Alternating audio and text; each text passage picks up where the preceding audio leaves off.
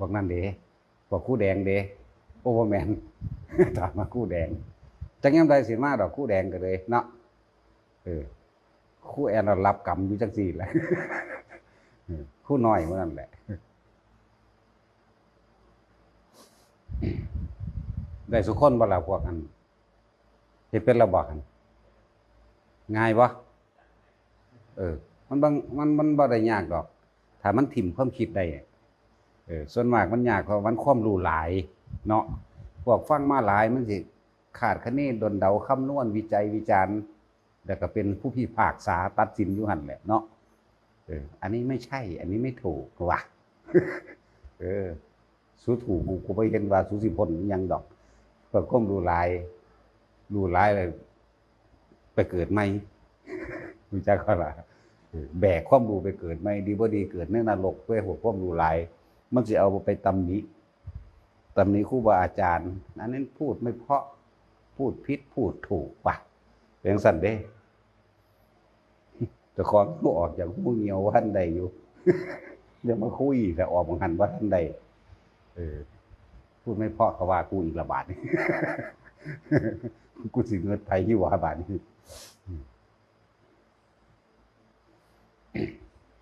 แล้วคือหมู่ภิกษุบวชใหม่มื้อนี้แหละเฮาก็แนะนำกันตัวแนะนำมาแบบใดก็สร้างเป็นลูกพุทธเจ้าคือกันนั่นแหละผู้ใดฝึกอีหยังใดมีหยังแนะนำทางดีกันได้ก็แนะนำกันตัวภิกษุสงฆ์ทั้งหลายบวชเข้ามาแล้วถ้าบ่มีกรรมฐานก็แปลว่าบ่มีเครื่องอยู่เป็นคือชาวบ้านทั่วไปนั่นแหละเฮาภิกษุตักเตือนภิกษุด้วยกันได้นะแต่ว่าฆราวาสเตือนภิกษุได้คือกันบางที่เห็นหมู่ภิกษุเฮ็ดหยังบ่ถูกบ่กล้าบอกบ่กล้าปากบ่กล้าเว้าเด้ย้านบาปย้านแต่บาปเด้เนาะแต่ว่าในผู้ที่ตักเตือนได้ก็ขอให้ดูพระวินัยแน่จักหน่อยหั่นล่ะว่าจังสิตักเตือนได้เด้จิตตคฤหบดีเราเป็นผู้รู้แจ้งในพระวินัยเด้เราจึงสามารถตักเตือนภิกษุได้สมัยครั้งพุทธกาลก็มีอยู่นั่นแหละแต่ว่าบางอย่างบ่รู้แต่ว่าบ่สมควรก็ตักเตือนได้คือกันนั่นแหละร้องเพลงกินเหล้าแต่ว่าสิไปปรับอาบัติหรือปาราชิกอันนั้นอันนี้ปรับบ่ได้อันนั้นเป็นเรื่องของหมู่สงฆ์หมู่คณะสงฆ์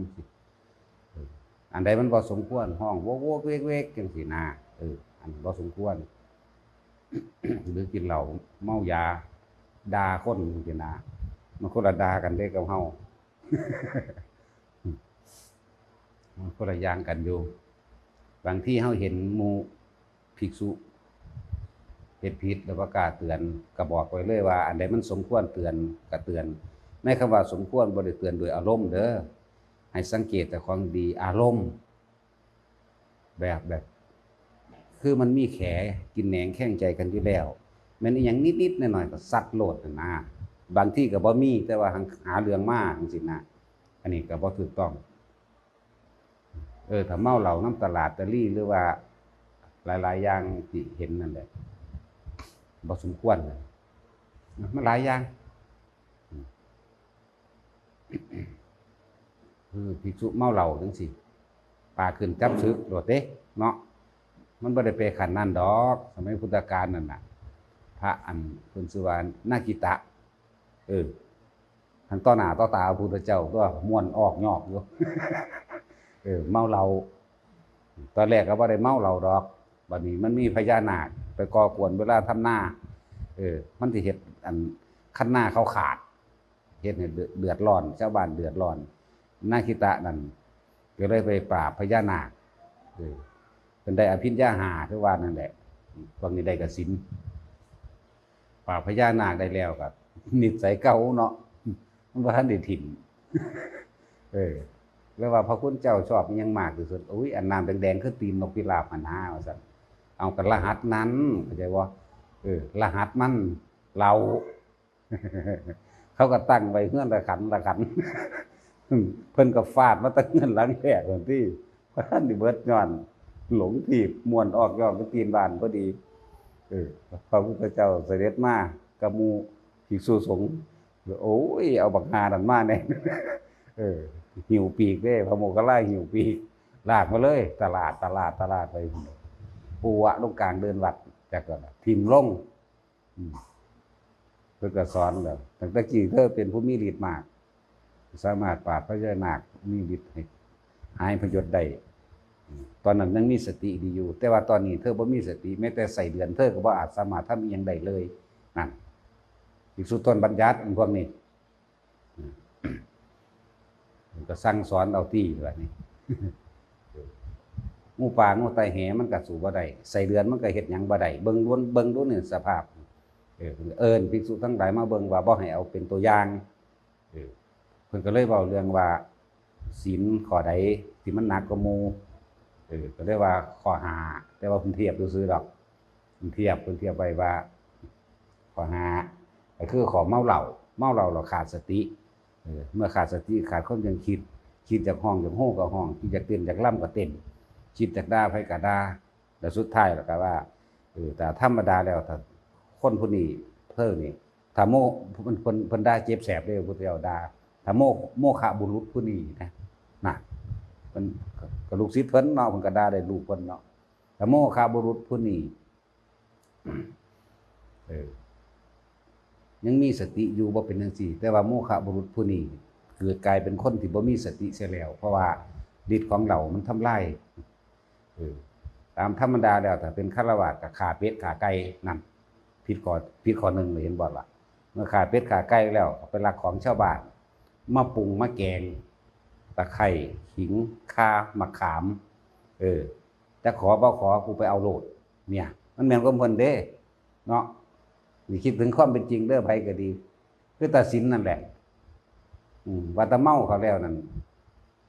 เอายังเฮาหมดแล้วหมูน้อยบ่หรือสิเอาหนึ่งหมูน้อยหรือสิย่างหมูหรือสิต้มไก่ต้มเป็ดเนาะแต่ต้มเป็ดต้มไก่ดอกเดี๋ยวเห็นเขาตะไคร้เขาข่าเขามะขามเขาเอาเลยนั่นลักบ่ล่ะข่าแล้วก็ลักพร้อมบัดนี้ประพฤติผิดนำการประพฤติผิดแบบใดเห็นผู้ใดมากก็อยากแซวเขาตัวแม่นบ่ล่ะประพฤติทั้งใจเจตนามโนกรรมเด้อันนี้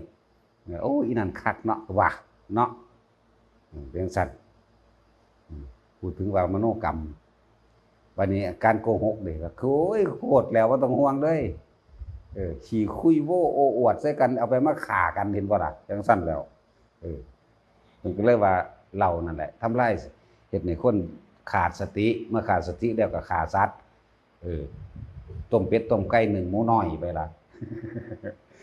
ย่างหมูย่างนั่นย่างนี่ไปละหอยแข้งแมลงภู่ก้อยปลาดุกเห็นว่าตัดสินเจ้าบัดก็ไปเอาพักเขาแน่แหละแต่มันก็เป็นความจริงจังสั่นดินั่นแหละที่นี่พวกภิกษุนักบวชเฮามาหากันจังซี่เฮาก็มีอันใดพ่อแนะนำกันแลกเปลี่ยนความคิดเห็นซึ่งกันและกันเฮาบ่ได้อวดเฮาบ่ได้อ้างซึ่งกันและกัน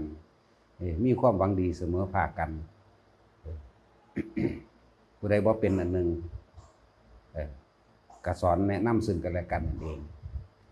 ธรรมนี่บ่ปิดบังดอกเปิดเผยตลอดพวกเข้าก็คือกันนั่นแหละที่เข้ามาในสถานที่นี้ถ้าผู้ใดมีจิตใจเป็นหนึ่งเดียวกันได้คือจังเฮาเว้าอยู่ตลอดเลยพวกเข้ามาเด้ขอให้หักกันดุจดังแขนขาอวัยวะของตนเด้ถ้าผู้ใดบ่มีจิตเข้ามารักกันเนี่ยที่บ่มีความคิดว่าดุจดังอวัยวะแขนขาเดียวกันมันออกเด้มันสิมีแนวให้ออกนั่นแหละจังว่าพวกเข้ามาอยู่ได้นี่ให้เป็นคือหนึ่งเดียวกันให้เป็นคือเจ้าของเองเฮ็ดนำกันแบบนั้นโดดให้เฮ็ดนำคือเฮ็ดเจ้าของนี่แหมเฮ็ดกับเจ้าของมันผู้อื่นมาแต่ทางใดก็สร้างธรรมะนี่บ่เคยแบ่งแยกบ่เลือกประเทศไทยบ่เลือกประเทศลาวบ่เลือกอินโดนีเซียบ่เลือกจีนบ่เลือกเวียดนามบ่เลือกอเมริกาธรรมนั้นคือของจริงเป็นชีวิตจริงของทุกชีวิตของสรรพสัตว์บ่แม่นว่าพระพุทธศาสนาหนทางเดินของผู้รู้ได้นี่ธรรมะแปลว่าของจริงความจริงของชีวิตของแต่ละคนความจริงเกิดมาแก่เก็บตายเสมอกันความจริงเกิดมาพัดพรากจากสิ่งที่รักคือกันเนี่ย มันเสมอกันแบบนี้เด้บ่ได้เลือกประเทศนั้นประเทศนี้เด้ธรรมะเนี่ยเหมาะสมกับทุกชีวิตสรรพสัตว์เขาจึงบอกว่าถ้าผู้ใดเข้ามาในสถานที่นี้เด้อถ้ามีจิตใจเป็นหนึ่งเดียวกันว่ารักผู้อื่นเสมอตนรักตนเสมอผู้อื่นอยู่ได้ถ้าผู้ใดมีจิตใจกินแหนงแข้งใจเกลียดผู้นั้นรักผู้นี้มีความลำเอียงจังสิมันสิอยู่ยากมันสิหาเรื่องมันสิยกตัวขึ้นมาเป็นบุคคลสำคัญเด่นขึ้นมาได้นั่นแหละผู้ใดยกตนเป็นคนสำคัญคนนั้นเบิดความสำคัญหอดความเป็นคนซะโดยซ้ำไปบ่มี มันก็สิมีแนวบีบออกไปเองเนี่ยจังบอกว่าผู้ใดมาในนี้เฮาให้เป็นอันหนึ่งเดียวกันเป็นคือเจ้าของโลด รักตนเสมอผู้อื่นรักผู้อื่นเสมอด้วยตนให้รักกันดุจดั่งแขนขาอวัยวะเดียวกันเด้อมันบ่พ้นตายจากคนดอกนาสิมาดีมาเด่นมาเก่งมาใหญ่อีหยังแก่กันทุกคนเกิดมาถูกเสมอกันมีร่างกายเป็นภาชนะรองรับความเจ็บปวดเสมอกันมีร่างกายรองรับความเป็นโรคเสมอกันมีร่างกายรองรับความแก่เสมอกันมีร่างกายรองรับความตายเสมอกันนั่นจังว่าให้เห็นผู้อื่นเป็นดุจดังตนเห็นตนเป็นดุจดังผู้อื่นโดดมีผู้ใดอยากถือตีถือขาอยากเอาเปรียบกันดอกบ่มีถ้าเฮาเข้าถึงดักนี้คำว่าศีลนั่นน่ะบ่มีจิตใจคิดทำร้ายเบียดเบียนให้ผู้ใดผู้หนึ่งเสียชีวิตและทรัพย์สินตลอดทั้งคนและสัตว์นี่แหละศีลเป็นทั้งสี่แหละบ่อยากฆ่าไผก็บ่อยากถือฆ่าคือกันไหมบ่อยากลักของไผก็บ่อยากถือลักนะเนี่ยคิดเบิ่งเข้ามาในนี่นั่นแหละมันก็เป็นศีลของมันแล้วเฮามีศีลข้อเดียวเท่านั้นแหละถ้าจะพูดเรื่องศีลเฮาบ่รักษาอย่างอื่นเลยเฮารักษาความคิดของเฮาเองรักษาความรู้สึกนึกคิดของเฮาเองรักษาตัวนี้ไม่ทำร้ายเบียดเบียนให้ผู้ใดผู้หนึ่งเสียชีวิตและทรัพย์สินตลอดทั้งคนและสัตว์ไม่สาปแช่งไม่ทำลายไม่กล่าวตู่ไม่ใส่ร้ายมันก็เป็นของมันจังสี่เด้อบ่มีหลายสำหรับเฮาบ่มีหลายมีเท่านี้มีอันเดียวเรียกว่าศีล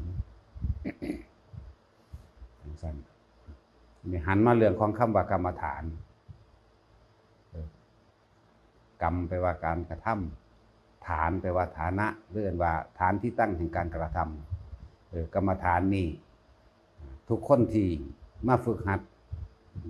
สมถะวิปัสสนาหรือกรรมฐานอันนี้ให้ทุกคนจงมีที่อยู่ของใจของเจ้าของเองผู้ใดก็ตามถ้าฝึกกรรมฐานแล้วอย่าประมาทไปอย่าใส่แต่คำว่าใส่ปัญญาเลยใส่ปัญญาเลยบ่มีทางพวกนี้คิดมากฉะนั้นเฮาต้องหาเครื่องอยู่มีวิหารธรรมตัวนี้สำคัญนะคือพวกเฮาเน้นโดยเดี๋ยวเน้นหลักสูตรว่าหลักสูตรก็ได้อานาปานสติคือการรู้ลมหายใจเข้าออกเมื่อรู้ลมหายใจเข้าออกประคองเอาไว้เมื่อประคองลมหายใจเข้าออกเอาไว้แล้วเฮาสิมีตัวช่วยอีกตัวหนึ่งอันเป็นที่อยู่ของใจคืออาการปิติที่เฮามาตั้งไว้อยู่ระหว่างกลางหน้าผากหรือเฮาเรียกว่าภาษาบาลีว่าจุดอุณาโลมนิ่มๆหน่วงๆอยู่ระหว่างกลางหน้าผากอุณาโลมแปลว่ากลางหน้าผากเด้อเรียกว่าจุดอุณาโลมจุดอุณาโลมซื่อแหละเฮาสิเน้นอยู่ตัวนี้ผู้ใดจับจุดอุณาโลมไว้แล้วได้แล้วทำให้บ่อยทำให้มากทำให้ชินเถอะนั่นแหละเรียกว่าเจริญฌานทรงฌานเจริญฌานหรือมีเรือนแห่งใจอันเป็นเครื่องอยู่ฝึกได้แล้วก็ให้ไปประคองเอาอานิสงส์มีมากแต่ว่าส่วนมากเขาบ่ค่อยเว้าเรื่องอานิสงส์มื้อนี้ก็อาจจะเว้าอานิสงส์ให้ก็ได้แต่ว่าก็เว้าอยู่ดอกปะปลายๆอยู่หลายๆคนที่ได้ยินได้ฟังธรรมที่เฮาแสดงออกไปแล้วก็มีความศรัทธามีความอยากเฮ็ดแล้วก็แต่ว่าสิมีอยู่สิ่งหนึ่งว่าอยากหลุดจากนี้ซะก่อนก็อยากมาบวชว่าซั่นเพิ่นว่าเนาะเฮ็ดจังได๋สิหลุดจากนี้ถ้าอยากหลุดจากนี้จากศีลถ้าอยากมีอยู่มีกิน1เฮาต้องตัดความอยากของเฮาโดยการเคร่งเข้าไปอย่าเอาความอยากไปตัดความสงบของเจ้าของเมื่อรู้จักวิธีทรงฌานแล้วรู้จักวิหารธรรมแล้วหรือที่อยู่ของใจของเจ้าของแล้วคำว่าบุญคือความสงบเย็นถ้าสงบแล้วมันก็บ่คิดเรื่องอยากได้อยากดีอยากมีอยากเป็นอีหยังมันก็เย็นแล้ว บุญตัวนี้สิแผ่ออกจากจิตใจของเจ้าของเองแม้นบุคคลอื่นเป็นคนคือกันอยู่ใกล้กับสร้างเขาสิได้รับความเย็นใจเป็นน้ำเฮาเองที่นี่สิ่งลึกลับพวกภูมิเทวดาหรือลุกะเทวดาทั้งหลายเหล่านั้นก็อยากอยู่ใกล้เฮาเองเมื่อเฮาสิเป็นดุจดังว่าคือห่มใหม่ไงนี่เด้แม้นประเภทบางชนิดที่บ่อาจสามารถรับบุญอันอื่นได้แต่ว่าสามารถอยู่ใกล้ห่มใหม่อันนี้ก็เย็นได้จังเช่นอยู่ในห่มได้บ่ฮ้อนแม้นบ่มีอาหารกินก็สร้างนี่คือบางประเภทอิ่มขึ้นมาคือดุจดังอาหารทิพย์ไปเลยก็มีจังซี่นะจังว่าอยากเว้าอานิสงส์ในจักหน่อยถ้าผู้ใดอยากมีอยู่มีกินพวกเจ้าอย่าเอาธรรมะไปแลกของอย่าปฏิบัติเพื่อสิให้รวยอย่าปฏิบัติเพื่อสิให้หลุดพ้นจากนี้ต้องตัดความอยากตัวนั้นออกแต่ว่าให้ทรงฌานอยู่นี่หรือเจริญฌานอยู่นี่เจริญปีติอยู่นี่สำหรับบุคคลที่เป็นแล้วสิเข้าใจบุคคลบ่ทันได้เป็นบาดสิบ่เข้าใจเฮาอย่าเอาความสงบตัวนี้ไปเร่งรัดมันเป็นความโลภเร่งรัดเงินทองเร่งรัดอยากรวยหรือเร่งรัดอยากเบิดหนี้เบิดสินฉะนั้นบ่จำเป็นต้องไปเร่งรัดอยู่ซื่อๆโลดจงทำทุกวันให้เป็นปกติด้วยความสงบเย็นทรงฌานเจริญฌานด้วยความเป็นปกติเถอะสิ่งทั้งหลายเหล่านั้นมาเองสิมาเองดอกตั้งแต่กี้พวกเจ้าคิดหาอยู่พอแห้งมันก็ยังบ่มาตัวคิดเปรียบเทียบเบิ่งดีๆคิดหาพอแห้งเฮ็ดจังได๋กูสิหลุดพ้นแล่นยิบพื้นยืมพี่จังสั่นจังซี่พอว่าอยู่นั่นมันก็ยังบ่หลุดลองมาเฮ็ดวิธีนี่เบิ่งดูบ่มีคาถาบ่มีอาคมแต่ว่าต้องใส่ลมหายใจของตัวเองรู้ลมหายใจเข้ารู้ลมหายใจออกประคองลมเอาไว้อาการปีติเกิดขึ้นระหว่างกลางหน้าผากนั่นเลยเอิ้นว่าทรงฌานฌานในฌานที่1ที่2และที่3จะมีอาการปิติเป็นเครื่องยืนยันว่าเป็นผู้อยู่ในฌานเป็นผู้เจริญฌานจิตมันสงบเด้มันจึงเกิดขึ้นได้อาการปิตินั้นถ้าว่าเป็นอุเบกขามันบ่อาจสามารถเกิดขึ้นได้เด้ความรู้สึกหรือว่าถ้าเฮาคิดอยากให้มันเกิดมันบ่เกิดเด้นั่นแหละจังว่าจิตใจตัวนี้ต้องว่างต้องอุเบกขาจริงๆความรู้สึกนี่ต้องเป็นความรู้สึกที่เป็นอุเบกขาอาการปิตินิ่มๆนวลๆระหว่างกลางหน้าผากจึงเกิดขึ้นได้เด้แต่ผู้ใดคิดว่า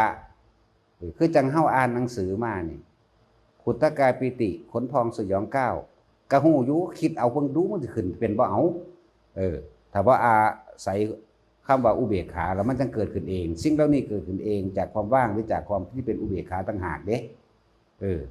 ขณิกาปีติเอาเบิ่งดูอิ่มเอาอิ่มเอิบเอาแม่คิดให้มันอิ่มเบิ่งดูมันคิดได้นั่นภารณาปีติแบบนี้เป็นยังมีอาการโยกอาการสุนอาการไส้คล้าย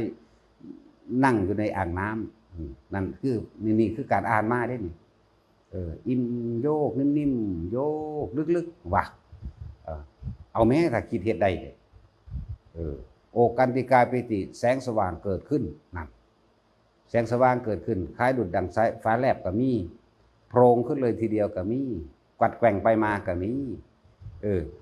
นึกให้มันเกิดรู้ถ้ามันนึกได้ซะละเนี่ย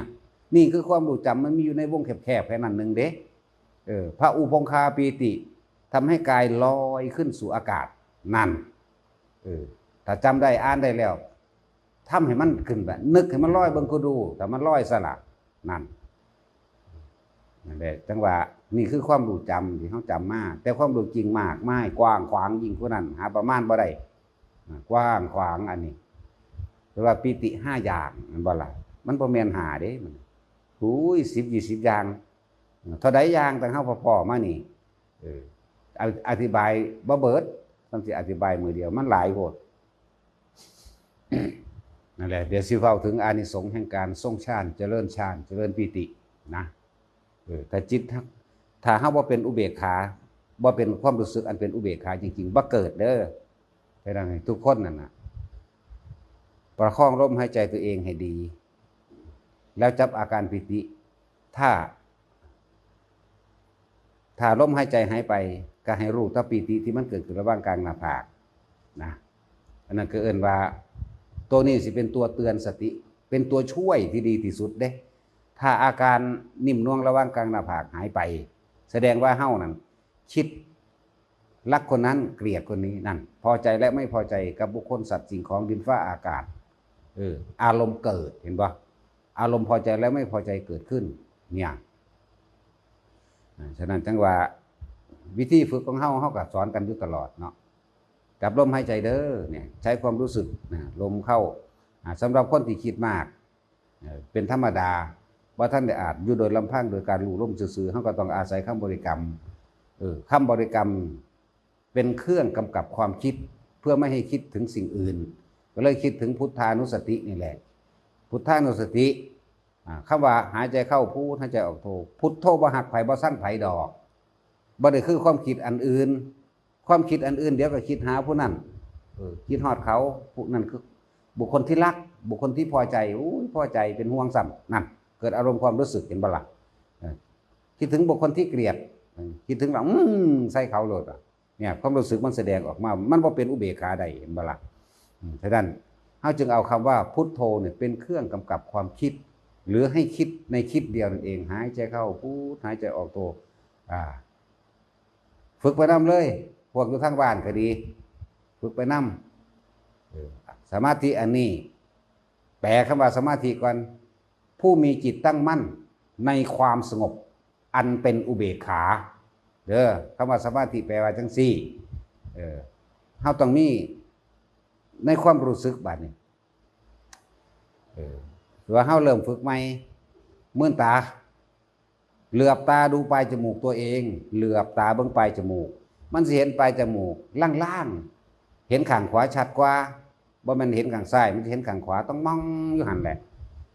ต้อมสายตาหรือเหลือบตาดูปลายจมูกตัวเองหายใจเข้าพุท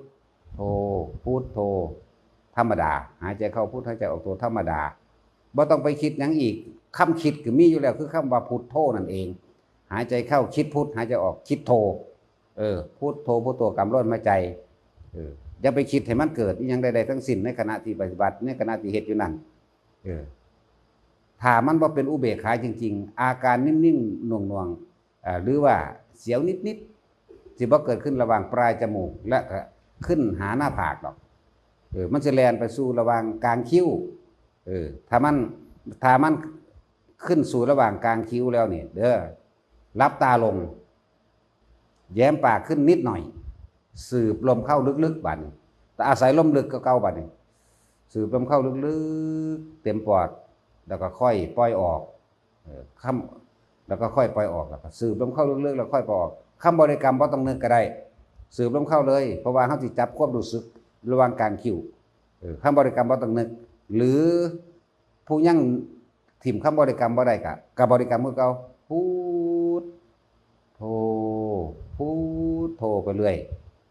อันนี้หมายถึงว่าคนที่มีจิตจุดนิ่มนวลระหว่างกลางคิ้วแล้วที่บอกว่าให้รับตาลงแย้มปากขึ้นสูดลมเข้าสืบลมเข้าทั้งปากสูดลมทั้งปากที่นี่อาการนิ่มๆนวลๆตัวเนี้ยจะวิ่งขึ้นระหว่างกลางหน้าผากมันจะขึ้นไปเองของมันดอกนึบอยู่หั่นน่ะนิ่มๆนวลๆนึบๆนั่นแหละนี่เป็นภาษาความรู้สึกที่เฮาเอามาเป็นภาษาพูดภาษาเขียนบางคนก็ว่าตุบๆบางคนก็ว่านิ่มๆนวลๆบางคนก็ว่านึบๆบางคนก็ว่ามึบๆแล้วแต่สิว่าไปมันเป็นภาษาความรู้สึกเอาความรู้สึกมาแปลเป็นภาษาเว้ยนี่แหละธรรมภาษาธรรมบ่แม่นภาษาเว้าภาษาเขียนดอกแล้วถอดความรู้สึกออกมาเว้าให้มันเข้าใจซื่อนั่นแหละ ให้เฮ็ดอยู่จังซี่ถ้าเฮ็ดได้แล้วฝึกทำให้บ่อยทำให้มากทำให้ชินเด้อนั่งท่าใดก็ได้บุคคลที่นั่งอยู่น้ำบ้านนะซึ่งเป็นสี่ส่วนตัวอยู่แล้วนั่งเหยียดซ้อยนั่งเก้าอี้นั่งโซฟานั่งเถนิงนั่งคัดสมาธินั่งแบบใดก็นั่งไปเถอะนี่คือการฝึกให้มันชำนาญซะก่อนในตอนนั่งหลับตามั่งลืมตามั่งสลับไปสลับมาสลับมาสลับไปต่อมาก็ยืนทำบัดนี้เฮ็ดแบบเก่านั่นแหละยืนทำมั่งบัดนี้ ยืนขึ้นแล้วก็เฮ็ดลองเบิ่งหายใจเข้าพุทหายใจออกโทถ้ามันเกิดแล้วที่จริงถ้ามันนั่งเป็นแล้วเฮ็ดเป็นแล้วนั่นน่ะบ่ต้องมีหลักการแล้วทิ่มหลักการเลยแค่เหลือบตาดูปลายจมูกตัวเองแล้วจับหายใจเข้าหายใจออกอาการนิ่มนวลก็เกิดขึ้นปึ๊บตรงกลางระหว่างหน้าผากมันสิเย็นอยู่ในกระดานหน้าผากน่ะกระดานหน้าผากน่ะแล้วก็หัดย่างบัดนี้ย่างไปซ่าๆซะก่อนที่แรกจับลมหายใจย่างซ่าๆก่อนย่างไปตามจังหวะลมนั่นแหละย่างไปตามจังหวะลมนั่นแหละเฮ็ดไปเรื่อยย่างไปย่างมาเรื่อยนั่นแหละยืนก็เป็นแล้วนั่งก็เป็นแล้วยืนก็เป็นแล้วเดินก็เป็นแล้วแม้กระทั่งเวลานอนก็ต้องเฮ็ดนะก็ต้องเฮ็ดอยู่จังซั่นอะไรยืนเดินนั่งนอนบัดนี้สามารถที่จะทรงฌานในขณะที่ทำงานได้เลยเฮ็ดได้ทุกกิริยาอาการทุกเฮ็ดได้กิริยาอาบทเด้อเฮ็ดได้ตลอดนั่นแหละอานิสงส์บัดนี้ซื้อพูดถึงอานิสงส์ผลแห่งการทรงฌานหรืออาการปิติที่เกิดขึ้นนี่เอิ้นว่าสมาบัติสมาบัติตัวนี้จะช่วยรักษาโรคไม่เกณฑ์ปวดหัวหรือผู้ใดที่มีโรคเกี่ยวกับตาฟ้างๆฟ้าๆน่ะหรือเส้นเลือดในสมองเป็นเส้นเลือดฝอยในสมองแตกหรือยังก็ว่าไปเฮ็ดไปเถอะทำต่อเนื่องเข้าใจบ่วันหนึ่งอย่างน้อย5 นาทีทรงฌานต่อเนื่องเนี่ย5 นาทีเสียเวลามาตั้งไว้ก็ได้จับจุดอุณาโลมระหว่างกลางหน้าผากนั่งก็ได้ยืนก็ได้เดินก็ได้นอนก็ได้วันหนึ่งทำให้ต่อเนื่องอย่าให้ขาดใน5 นาทีอาทิตย์หนึ่งก็หายพวกไม่เกณฑ์พวกปวดหัวทำอย่างต่อเนื่องมื้อนี้5 นาทีนี่คือให้มันต่อเนื่อง5 นาทีเด้บ่แม่นได้2 นาทีหรอกขาดไปคิดแนวใหม่ปุ๊บปั๊บไปทั้งใหม่บ่แม่นแบบนั้นเด้ต่อเนื่อง5 นาทีเด้อนั่นแหละถ้ามันบ่ต่อเนื่องเจ้าต้องเริ่มใหม่นะเริ่มใหม่อยู่ซั่นนี่คืออานิสงส์เกี่ยวกับร่างกายเดี๋ยวมันสิรักษาโรคเองดอกที่เพิ่นว่าสมาธิรักษาโรคนั่นแหละพลังจิตตานุภาพตัวนี้มันเกิดขึ้นมาเห็นมันเป็นผลสมาบัติของมันความสงบเย็นตัวนี้เว้าเรื่องลึกเข้าไปอีกธรรมดาแล้วคนกว่าขันธ์5เป็นกรรมเก่าเนาะเป็นที่ภาชนะรองรับความผิดปวดทุกชนิดเป็นที่สถิตของเชื้อโรคทั้งหลายนั่นเองกรรมเก่าบุญนี่คือความสงบเย็นเราได้บัดนี่บุญเกิดเราได้บัดนี้บุญเกิดแล้วบุญเกิดผู้ใดอยู่ในลมหายใจได้จับจุดอุณาโลมได้แล้วเอิ้นว่าบุญก็เกิดแล้วศีลก็มีแล้วสมาธิก็มีแล้วปัญญาก็มีอยู่ในหันเองเข้าใจบ่ศีลสมาธิปัญญาร่วมกันเป็นหนึ่งแล้วอยู่ในหันเป็นหยังคือว่ามีศีลก็เฮาบ่มีจิตเจตนาในไปการคิดฆ่าทำลายเบียดเบียนผู้ใดผู้หนึ่งเสียชีวิตและทรัพย์สินตลอดทั้งคนและสัตว์นั่นเรื่องว่าศีลก็มีในนี้สมาธิจิตตั้งมั่นในความสงบถ้าไม่ตั้งมั่นในความสงบอุณาโลมหรืออาการปิติไม่เกิดปัญญาบัดนี้มันเกิดแบบใดปัญญาแล้วเฮาก็สิรอบรู้หยังเฮาสิค่อยๆรู้ทันความคิดตัวเองดอกสิเพิ่นค่อยๆผุดขึ้นมาคิดรู้ทันว่าคิดอันนี้แล้วก็บ่คิดอันเดียวคิดมันก็เกิดมันก็ดับความคิดนี่ไหลไปเรื่อยๆหลายเรื่องหลายอันหลายอย่างรวมแล้วถ้าปรุงแต่งอันมาจากสัญญาในอดีตทั้งนั้นเลยนี่เนี่ยเฮาสิคอยรู้ไปในหั่นแหละขันปัญญานี่อันนี้พูดคร่าวๆแต่ที่แรกเฮาตั้งมั่นไว้ซะก่อนดอกตัวนี้ซะก่อนเอาข้าวว่าศีลสมาธิและปัญญารวมกันเป็นหนึ่งเนี่ยมรรคสมังคีทำกับเขาไปได้เป็นอันเดียวแล้วอยู่ในนี้ พูดถึงอานิสงส์ของสมาธิรักษาโรคคนที่เป็นโรคอย่าไปเอาความอยากเข้าใจบ่แม่นเฮ็ดเพื่อสิรักษาโรคเดี๋ยวมันจะรักษาของมันเองอย่าเอาความอยากไปตัดมันมันคือกันแหละกับเฮาทำบุญแหลกของ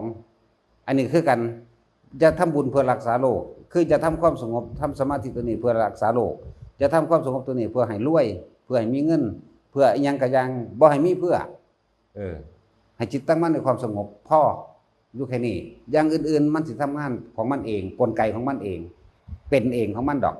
ว่ารักษาโรคมันสิหายของมันเองโดยที่เฮาบ่ต้องใส่ความคิดเข้าไปรักษาขอให้จิตตั้งมั่นในความสงบอ่านเป็นอุเบกขาเถอะอาการปิตินี่เกิดขึ้นได้ระหว่างกลางหน้าผากได้เขาจะทำงานของเขาเอง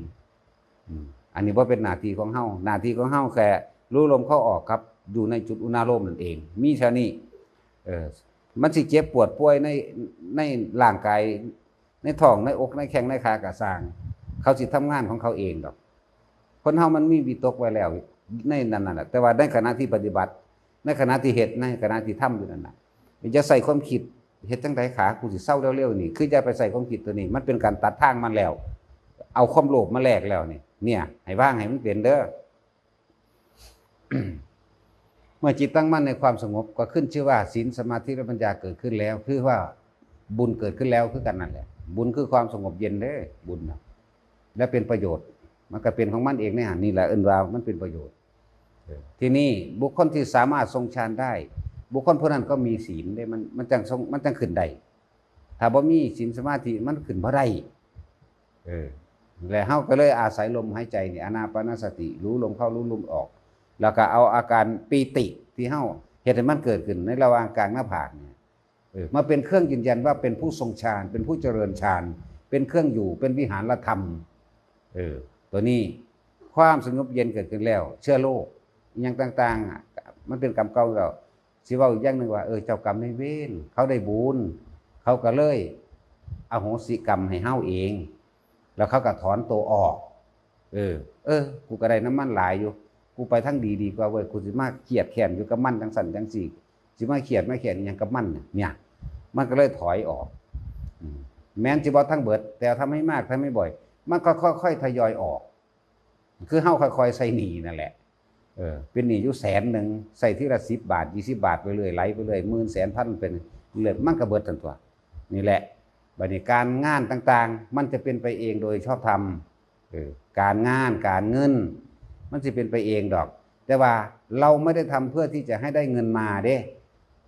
ฟังให้เข้าใจเด้อเฮาบ่ได้เฮ็ดเพื่อว่าสิหาเงินเราทำเพื่อแค่ให้จิตตั้งมั่นในความสงบอันเป็นอุเบกขาเฉยๆอย่างอื่นมันสิเป็นของมันเองเนี่ยเลยว่าเฮ็ดไปเถอะพวกเจ้าเงินบ่ขาดมือก็แล้วกันบัดนี้มื้อนี้เราสิอธิบายให้เข้าใจคักๆซะนะเฮ็ดไป ถ้าเฮามีความสงบเย็นแล้วบุญมันก็เกิดแล้วเจ้ากรรมนายเวรเขาก็รับบุญของเขาไปว่ามื้ออื่นเจ้ากรรมนายเวรสิให้ผลมื้อฮื้อจังซี่เดือนหน้าปีหน้าชาติหน้ายังก็สร้างเนี่ยมันก็ไหลเข้ามาเรื่อยๆเนี่ยเมื่อได้รับความสงบเย็นได้รับส่วนบุญอันนี้นั่นแล้วเขาก็ไปของเขาเองไงเป็นตาเฮ็ดอยู่เด้ของเฮ็ดง่ายๆซะด้วย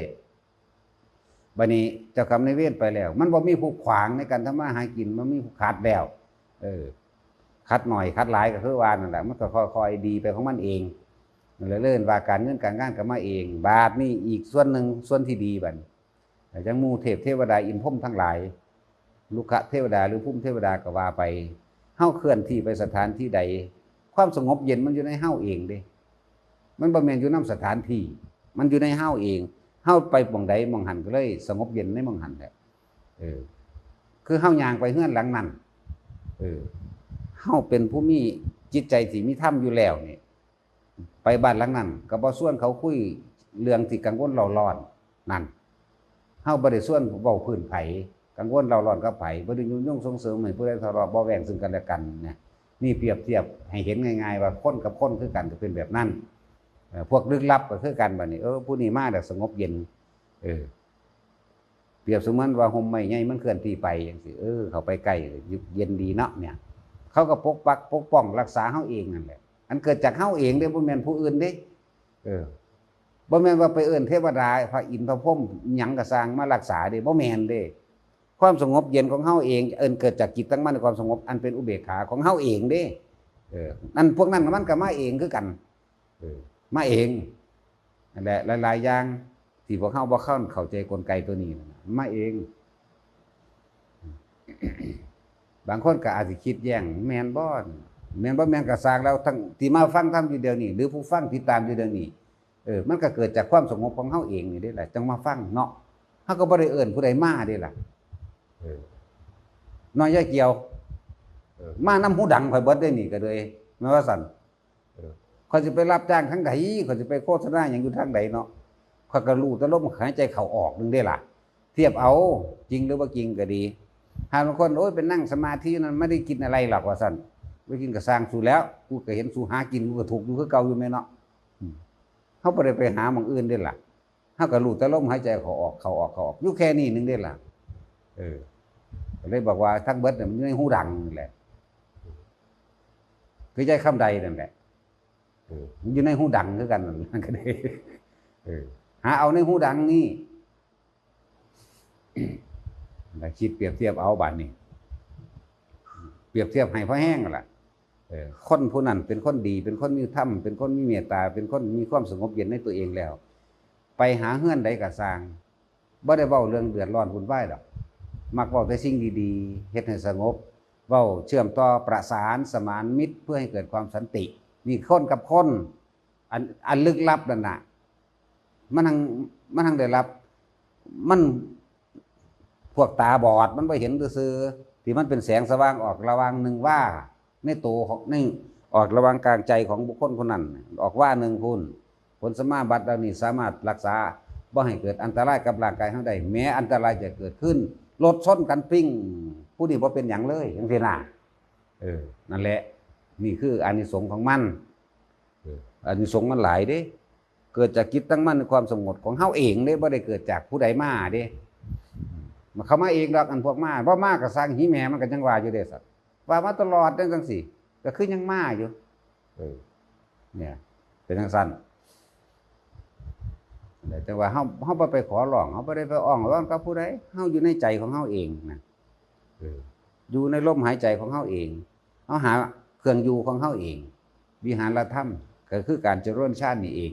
นั่นอยู่แค่นี้ต้องมีตัวซอยผลดีของตัวซอยได้บัดในขณะใดครู่ใดที่อาการปีติหรือจุดอุณาโลมหายไปปั๊บ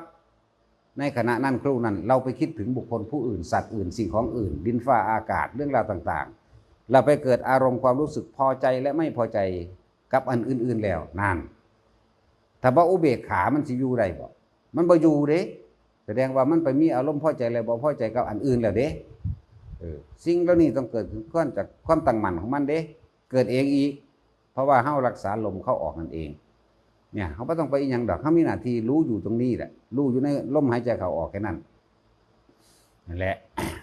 ผู้ใดยังถูกยังยากอยู่ก็ฝึกเอาแต่จากมีนั่นน่ะตั้งแต่กี้ก็หาพอแห้งแล้วตัวเอามาเทียบกันเบิ่งโลดว่าเฮาก็แค่นั่งกรรมฐานแค่นี้แหละเฮาก็แค่รู้ลมหายใจเข้าออกนั่นแหละคนก็ยังลังมาอยู่ทั้งเว้าบ่ม่วนสิทั้งด่าตะคนอีกคนก็ยังมาอยู่ว่าตะคนผีก็มาอีกมันเป็นธรรมดาล่ะก็จังสั้นแล้วเทียบเอาที่อยู่ประเทศใดมันก็ยังมาอยู่ทั้งดาพวกผู้ยิ่งมาหลายกับพวกปราสาททั้งสิก็ยังเขาก็ยังมาอยู่เนาะจังสั้นล่ะคิดเบิ่งดีๆนั่นแหละถ้าจะมีอยู่มีกินยังเพิ่มขึ้นถึงเฮาหามาคักแล้วล่ะใส่ความคิดหาใส่แลนหาผมเพราะว่าแต่ความคิดหาสรุปผลเหตุการณ์ต่างๆแล้วก็คิดหาเหตุผลเรียบร้อยก็แลนหาเหตุไปจังสันก็ยังถูกอยู่ไหมลองอยู่ในลมหายใจแล้วก็ทำงานไปพร้อมนั่นแหละทำงานเป็นปกติหาอยู่หากินเป็นปกติแต่ว่าความปกติก็คือมารู้ลมหายใจเข้าออกจากจุดโล่งทรงฌานแต่เบิ่งมัน3 เดือนความเปลี่ยนแปลงพลิกแพงเกิดขึ้นทันที3 เดือนเด้บ่แม่นแต่ว่าอย่าลืมว่าอย่าทำเพื่อตัณหาอย่าทำเพื่อความอยากได้ในสิ่งนั้นอย่าทำเพื่อการเจาะจงว่าเราจะทำเพื่อให้เราได้เงินเจาะจงว่าเราจะทำเพื่อรักษาโลกบ่แม่นเจาะจงแบบนั้นเด้อมันเป็นโลโภธรรมนังปริปันโถความอยากของตนอุปสรรคของตนเด้ตัดมันเป็นอุปสรรคของเจ้าของเองทำเพื่อนี่มันบ่เกิดเด้อต้องทำเฉยๆนี่ชักว่าทำเฉยๆแล้วฝึกเอาเฮ็ดเอาว่านี่แล้วสังเกตเบื้องโลดพระแต่ละองค์ที่ผู้เพิ่นนั่นน่ะผู้เพิ่นดีแล้วนั่นน่ะคือหลวงตาสินมันก็อยู่ลมหายใจเพิ่นนึงเด้ล่ะคนคือลังไปหาเพิ่นแต่ทั้งบอกบ่ม่วนอีกโดยภาษาโลกเขาวางสั้นภาษาธรรมบ่มีอีหยังม่วนและบ่ม่วนดอกเขาเว้าความจริงนะก็จังซั่นแหละเขาเจ้าเว้าความจริง ม่วนกับบ่แมนบ่ม่วนกับบ่แมนจักบ่ล่ะบ่เฉยๆบ่ซื่อๆนี่แหละเนี่ยคนคือแล่นไปหาเพิ่นซะทั้งสูบยาเนาะทั้งแต่งตัวบ่งามอีกทั้งขี้ลายบ่รอคือเฮาเด้บ่ได้รอคือเฮาเด้เนาะแต่ว่าเว้าภาษาเดียวกันนี่แหละเพลงปางไปคือกันนี่แหละจังซั่นแหล้วผู้เพิ่นนั่นดีแล้วยังแต่เฮาซั่นเด้บ่ได้ดีมีแต่เพิ่นมันได้ดีเห็นบอกกับจังซั่นแต่เขาจะไปรับจ้างไปทางใดเขาจะไปโฆษณาหยังบ่เด้ล่ะเขาเจ้าก็รู้ลมหายใจเขาออกนั่นน่ะแถมซ้ำบ่มีความคิดอีกต่างหากธรรมดาบ่นั่นแล้วจักจังใดสิไปใส่แขวขี้ไล่กับขี้ไล่แขวก็บ่มีหอดความคิดนั่นธรรมดาบ่เนาะปานนั้นคนยังแล่นหาเพิ่นอยู่ได้เนาะจังซั่นแล้วนั่นแหละหามาคิดเบิ่งบัดนี้เพิ่นบ่เฮ็ดอีหยังเพิ่นก็แค่รู้ลมหายใจเขาออกอยู่เท่านั้นแหละเฮ็ดไปเรื่อยๆสำหรับบุคคลที่ยังบ่อาจสามารถตัดขาดเลยทีเดียวบัดนี้บ่ใจเด็ดเดียวพอยังมีความเกี่ยวข้องและผูกพันกับบุคคลที่รักลูกผัวเมียญาติหรือทรัพย์สมบัติก็เอาธรรมะตัวนี้แย่งมันออกมาในจักหน่อยมือหนึ่งหาหน้าที่ยังต่อเนื่องได้สะสมเอาเด้แย่งความโลภออกมาในจักหน่อยแน่นะแย่งความอยากแย่งตัณหาแย่งอุปทานออกมาในจักหน่อยมาฝึกเอามือนี้หาหน้าที่มืออื่น6 นาทีมือ7 นาที8 9 10ไปเรื่อยตัวให้มันแย่งออกมาในจักหน่อยแน่อย่าเต็มอัตราหลายเต็มอัตราความอยากของคนเต็มตนเต็มโตบ่รู้โตเลยเรื่องว่าเต็มอัตราอัตราแปลว่าโตตนนั่นแหละเต็มอัตราล้นอัตราซะเลยซ้ำไปล้นขนาดนอนเรายังทำงานได้คนเนาะยังไปหาเงินผู้นั้นหาเงินกับผู้นี้เดี๋ยวก็เครียดอีนั่นสร้างบักนี้เรื่องจังสั่นจังสี่เด้ขนาดนอนแล้วมันยังบ่นั่น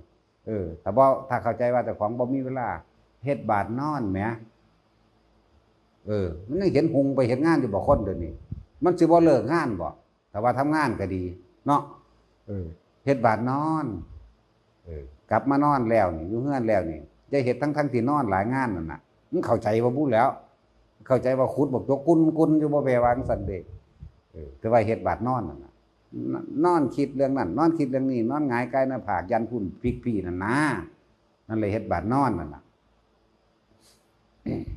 ฉะนั้นตัดมันถิ่มลองเบิ่งดูแย่งมันจักหน่อยแน่แย่งออกมาซ้ำรับมาฮอดไหว้พระในจักหน่อยอย่ายิงหลายอย่าโสโอหังหลายไหว้พระในจักหน่อยพุทธังธัมมังสังฆังสรณังคัจฉามิข้าพเจ้าขอตั้งจิตเจตนาในการรักษาศีล5นี่นับตั้งแต่บัดนี้เป็นต้นไปจนกว่าข้าพเจ้าจะตื่นนอนแล้วเลิกกันแล้วก็ไปหาขาเป็ดขาไก่คือเก่าแต่ตั้งไว้ซะก่อนจักบ่ล่ะตื่นนอนแล้วเลิกกันเหตุกรรมฐานขี้เกียจจักบ่ล่ะกรรมฐานมักง่ายบอกเบิดล่ะกรรมฐานนี่กรรมฐานมักง่ายกรรมฐานขี้เกียจพร้อมแต่ว่าแย่งมาจากน้อยมื้อละ5 นาทีหรือเอาไปแทเท่ารับนั่นแหละไหว้พระแล้วพุทธังธัมมังสังฆังสรณังคัจฉามิแล้วสมาทานศีลแล้วก็เลิกพร้อมตั้งจิตเจตนาขึ้นมาข้าพเจ้าขอตั้งจิตเจตนาในการรักษาศีล5แล้วตั้งแต่บัดนี้เป็นต้นไปจนกว่าข้าพเจ้าตื่นนอนเนี่ยพอตื่นนอนแล้วเลิกกันแล้วก็จับลมหายใจเข้าพุทหายใจออกโทคนมันคิดมากก็เลยเอาคำว่าพุทประกอบความคิดไว้จิตพุทจิตโทแทนเฮ็ดไปจนหันเท่ารับนั่นแหละแย่งไปเรื่อยๆเฮ็ดไปเรื่อยๆจะให้ต่างๆความโลภมันแย่งหลายแย่งมันออกมาจากน้อยเนี่ยมื้อนึงมีอยู่24 ชั่วโมงแย่งออกมาจาก5 นาทีเนี่ยนั่นแหละแย่งออกมามื้อนึง24 ชั่วโมงมีจักนาทีครูแอน24 ชั่วโมงมีจักนาทีเนาะชั่วโมงหนึ่งมี60 นาที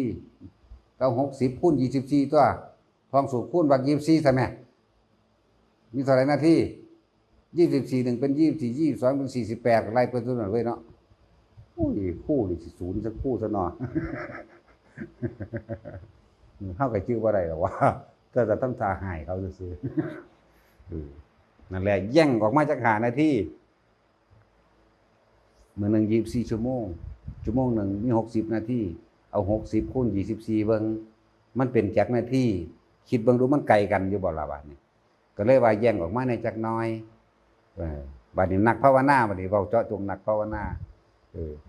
กิเลสตัณหาปานทองฟ้าภาวนาท้อไปเข็มนี่ถามหามรรคผลนิพพานเนาะ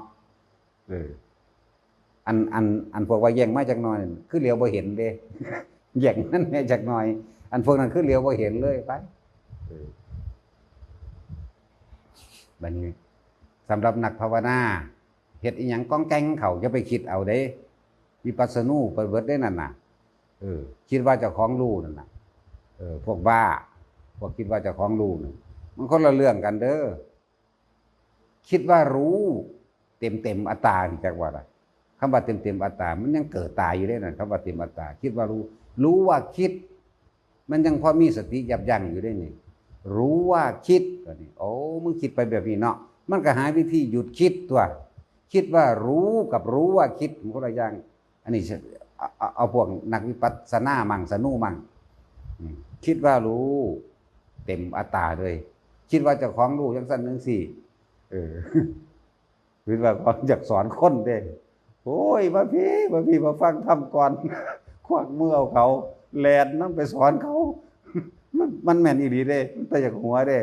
โอ้ยมาฟังธรรมก่อนเขาแลนหนีเพราะเขาเป็นแลนนำสอนนั่นแหละพวกคิดว่ารู้เอากับมันมีอีหลีเขาก็เลยอยากหัวถ้ารู้ว่าคิดยังหาวิธีหยุดความคิดได้นั่นแหละโดยการทรงฌานนั่นแหละแต่เฮาบ่ทรงฌานแล้วเฮาบ่มีเฮาต้องมีเครื่องเตือนสติอีกตัวนึงเรียกว่าหาตัวช่วยที่ดีที่สุดก็คือการจับอาการปิตินี่แหละจับอาการปิติที่อยู่กลางหน้าผากนี่เด้อ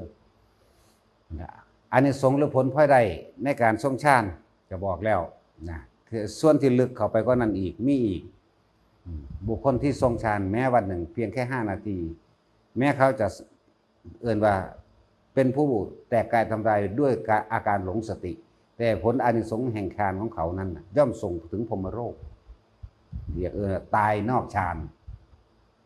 ถ้าตายด้วยการระลึกฌานถ้าตายด้วยการระลึกเขารู้ลมหายใจเข้าออกเอ่ยว่าตายในฌาน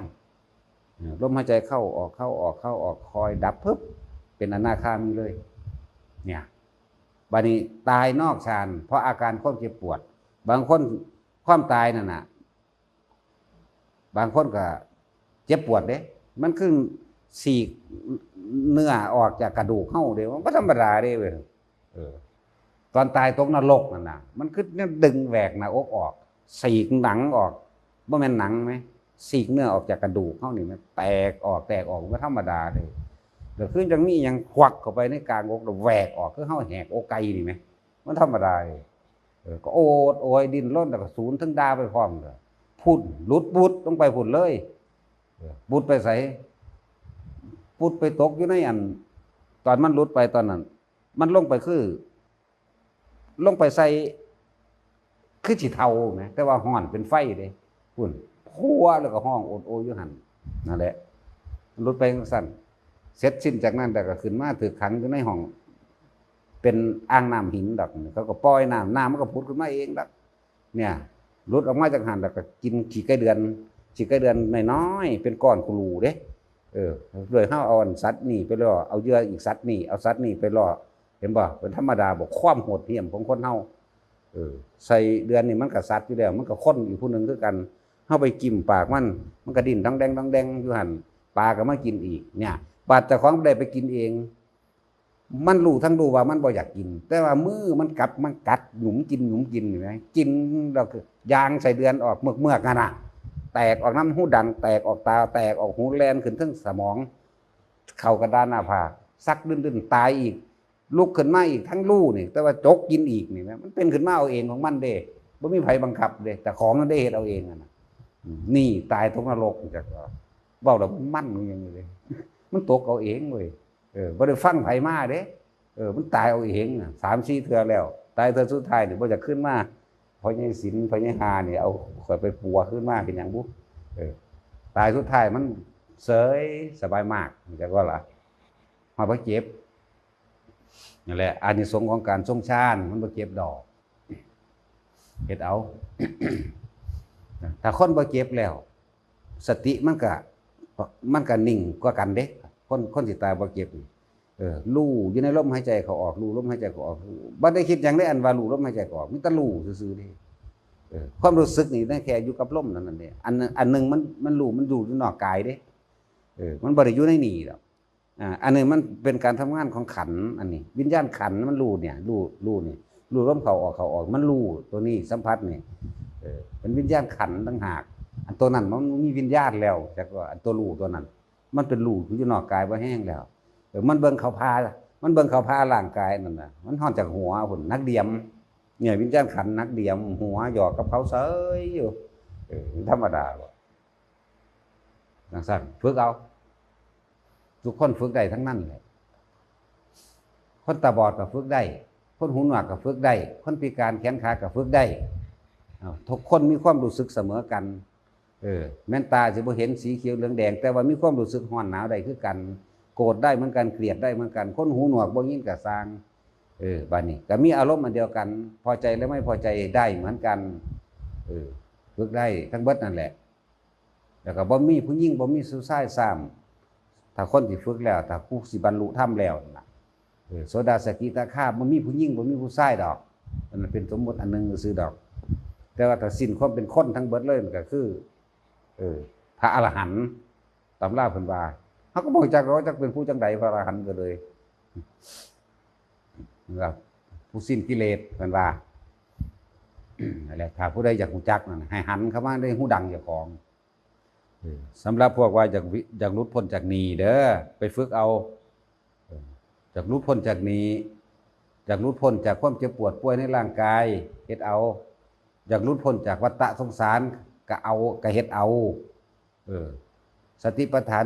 4กายเวทนาจิตธรรมกายในกายก็คือลมนี่แหละเป็นส่วนหนึ่งของกายหรืออื่นกายในกายเวทนานี่คือความรู้สึกพอใจและไม่พอใจนี่แหละสุขกับทุกข์นี่แหละแล้วเวทนาในเวทนาเด๋นะไปเบิ่งเอาเฮาไปยึดมั่นถือมั่นกับอันใดนี่เอิ้นว่าเวทนาเฮาสิละแบบใดจิตเด๋จิตในจิตถ้าเฮามีสติแล้วมีเครื่องช่วยเตือนสติอีกอันนึงสติคำว่าจิตแรกนี่เอิ้นว่าสติในจิตรู้เท่าทันความคิดและจิตตั้งมั่นความสงบเฮ็ดไปฝึกไปทำเด๋ทำในถ้ำเด๋เฮ็ดไปนั่นแหละผู้ใดเจริญสติปัฏฐาน4ก็ทำเป็นอันหนึ่งเดียวกันครับเจริญโพชฌงค์7ผู้ใดเจริญโพชฌงค์7ฝึกหัดปฏิบัติน่ะแต่ว่าเจริญบ่เข้าใจอีกผู้ใดฝึกหัดปฏิบัติโดยกระทำตามสติปัฏฐาน4กับโพชฌงค์7มันคืออันเดียวกันเป็นเดียวกันสติปัฏฐาน4ก็ว่าเป็นกลางแต่โพชฌงค์7นี่เว้าโดยละเอียดโพชฌังโฆสติสังฆาโตนี่สติคือการระลึกนึกถึงธรรมานังระลึกนึกถึงบทข้อธรรมที่จะเอามาเป็นเครื่องยึดเครื่องอยู่นะธรรมานังนี่เฮาเลือกเฟ้นธรรมออกมาแล้วเมื่อเลือกเฟ้นธรรมดีแล้วว่าเฮาสิอยู่กับลมหายใจนั่นไปหาสติปัฏฐาน4แล้วอยู่กับลมหายใจเข้าออกและประคองลมหายใจเข้าออกนั่นเมื่อประคองลมหายใจเข้าออกแล้วปิติย่อมเกิดขึ้นนั่นมันกลับมานี่แหละเห็นบ่กลับมาหาโพชฌงค์7เหรอเมื่อปิติเกิดขึ้นปัสสัทธิย่อมเกิดขึ้นปัสสัทธิก็คือความสงบเย็นใจในเจ้าของเองนั่นเองเมื่อปัสสัทธิเกิดขึ้นแล้วสมาธิคือจิตตั้งมั่นในความสงบเมื่อมีความสงบแล้วก็เอิ้นว่าอุเบกขาตันตัวผลของความสงบเอิ้นว่าอุเบกขาสติธรรมวิจยะวิริยะปีติปัสสัทธิเห็นป่ะล่ะปัสสัทธิสมาธิอุเบกขานั่นโพชฌงค์7กับสติปัฏฐาน4เป็นอันเดียวกันนั่นแหละหลักสูตรนี่บ่ยากเลยบัดวิธีเฮาก็ดึงออกมาให้แล้วรู้ลมหายใจเข้าออกแล้วจับจุดอุณหภูมิให้ได้เด้อแล้วก็ฝึกไปขั้นตอนการฝึกที่แรกถ้าผู้ใดบ่ทันได้มีกำลังเข้มแข็งพอก็หายใจเข้าพุทหายใจออกโทรู้ลมเข้าออกพร้อมกันกับพุทโธแล้วอาการปิติเกิดขึ้นระหว่างกลางหน้าผากแล้วก็เฮ็ดให้มันทำให้บ่อยทำให้มากทำให้ชินมันสิเป็นไปเองดอกบัดนี้เมื่อบ่อยเมื่อมากเมื่อชินแล้วก็มันก็มีญาณตัว มันก็รอบรู้ในหลายๆอย่างคำว่าย่านรู้ในเจ้าของได้ย่านนี่เดี๋ยวมันบ่แม่นย่านไปรู้ผู้อื่นเด้พวกย่านว่าบ่แม่นว่ารู้ผีรู้เปรตรู้เทวดาอินพรหมรู้สวรรค์นรกเด้ย่านนี่เอาย่านรู้เจ้าของนี่ย่านรู้หยังรู้ว่าทุกข์เกิดขึ้นเรากับเรานี่เกิดขึ้นเพราะว่าเราเข้าไปยึดติดในกายยึดติดในกายว่ากายนี้เป็นของตนบัดนี้มันก็มีย่านว่าโอ้กายนี้บ่เป็นของตนตัวมีแต่อุปทานโอ้เฮาไปยึดมันเองนี่หว่าแน่ยิ่งยึดเท่าไหร่ก็ยิ่งทุกข์เท่านั้นนั่นก็ทุกข์สมุทัยอีหยังล่ะโอ้เพราะว่าเฮาเข้าไปยึดมีความเข้าใจผิดจังซี่นั่นตัวมันก็ถ้ามันฮู้ในสมุทัยแล้วมันก็นิโรธเองดับเองมันบ่ได้ยากเด้ล่ะทำที่รู้อริยสัจ4นี่ทุกข์เพราะว่ายึดกายนั่นอยู่นำกันโลดทุกข์กับสาเหตุทุกข์เพราะว่ายึดนี่เองถ้ารู้ปั๊บอันนี้เข้าไปปั๊บมันก็นิโรธโลดเหลือแต่มรรควิองค์8ใส่ชีวิตซ้ำตายนี่ได้ล่ะถ้าใส่ชีวิตซ้ำตายไปแล้วสัมมาทิฏฐิสัมมาสังกัปปะวาจากัมมันโตอาชีววายโมสติเนี่ยสำคัญที่สติสมาธิเป็นผลของสติแล้วสัมมาสมาธิจิตตั้งมั่นในความสงบอันหาประมาณไม่ได้ด้วยอุเบกขาแน่นั่นแหละถ้าสัมมาตัวนี้มันถูกต้องแล้วมันก็ถึงทั้งเบิดนั่นแหละแต่ว่าวิธีสิไปเฮ็ดง่ายๆนี่เฮาก็สอนให้แล้วบอกให้แล้วแนะให้แล้วไปเฮ็ดเอาที่บัดนี้บุคคลผู้นั้นเฮ็ดนั่นแหละบุคคลผู้เฮ็ดนั่นแหละสิได้พบของจริงในตนเองน่ะที่เฮาอ่านไปเถอะอ่านไปเลยไปสิอ่านส่ำใดน่ะแต่ว่ายังดับความพอใจและไม่พอใจไม่ได้ก็เลยว่าความรู้ทั้งหลายรู้มากๆถ้ารู้แล้วนำมาสอนตนเองดัดใส่ตนเองบ่เป็นหยังแต่ถ้ารู้แล้วไปตำหนิบุคคลผู้อื่นไปตัดสินว่าอันนั้นผิดอันนี้ถูกอยู่นั่นแหละรู้มากส่วนมากลงนรกรู้แล้วไปตำหนิผู้อื่นพวกนั้นเข้าใจว่าเจ้าของรู้นั่นแหละว่าคิดว่ารู้กับรู้ว่าคิดแต่คิดว่ารู้นี่หลงเต็มที่อัตตาตัวตนเต็มที่ถ้ารู้ว่าคิดยังพอมีสติยับยั้งที่จะดับความคิดได้อยู่เด้เนี่ยรู้ว่าคิดกับคิดว่ารู้นี่นะนั่นแหละเขาว่าวันวาทกรรมสำนวนโวหารเขาก็ว่าเป็นเนาะเนาะใหญ่ศิลป์มันบ่มีผู้ใดปากนำเลยสักจังนั้นสิศูนย์ด่าคนอีกเอาพระยศิลป์มาเป็นที่รองรับเนี่ยถ้าเฮ็ดยังผิดก็ด่าหูหนวกอีกรับบ่ถึงแนวดีก็รับไล่ก็รับใจก็รับเนาะใจจอยบ่มีสมองนี่แหละฝึกง่ายๆนึงได้ล่ะไผก็ดีคนทุกคนที่มาอยู่ในนี่เป็นสุคนแล้วบ่แม่นบ่แต่เป็นแล้วก็ไปรักษาไปประคองเอาตัวความลึกล้ำอยู่ในหันความละเอียดลึกซึ้งตะของเองล่ะสิไปพ้อเองเพิ่นก็แค่เว้าประสบการณ์ให้ฟังซื่อเด้ว่าเป็นจังซั่นจังซี่น่ะนั่นแหละบอกวิธีแล้วผู้ใดอยากรู้พ้นจากหนี้สินก็ไปส่งชาติเอาไปเจริญชาติเอาผู้ใดอยากรวยอยากมีเงินพ่อได้ปาลูกปาเมียมาบวชได้ก็ไปเฮ็ดเอาเข้าใจว่าล่ะบวชมันต้องปาลูกปาเมียตัวมันจังบวชได้เนาะเห็นบ่ยายจอยถ้าผู้ใดมาบวชคือให้ปาลูกปาเมียว่ายายจอยว่าเนาะโอ้ยบ่มีสมองอีหยังแท้มันสิบวชนำกันเบิดครอบครัวได้อยู่ติเดี๋ยวนี้เนาะแต่เขามาถามว่ายังผัวหนีเที่ยวปันใจให้คนอื่นมาถามเฮาทำยังไงจะได้ปาแมงโลดเห็นบ่ง่ายๆเนาะง่ายตัวกูเฮ็ดได้ผู้อื่นเฮ็ดบ่ได้แน่เนาะเรื่องสั่นตัวเพื่อได้ว่ามันไปนำกันได้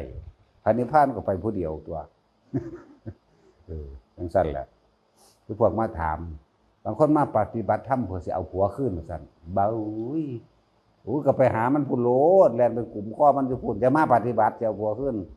เพื่อให้บุญมันเกิดเพื่อให้นั่นเพื่อสิเรียกผัวคืนว่าซั่นนั่นนี่ก็มีผัวเอาคืนอยู่บ่ปล่อยตายโลดเพิ่นบ่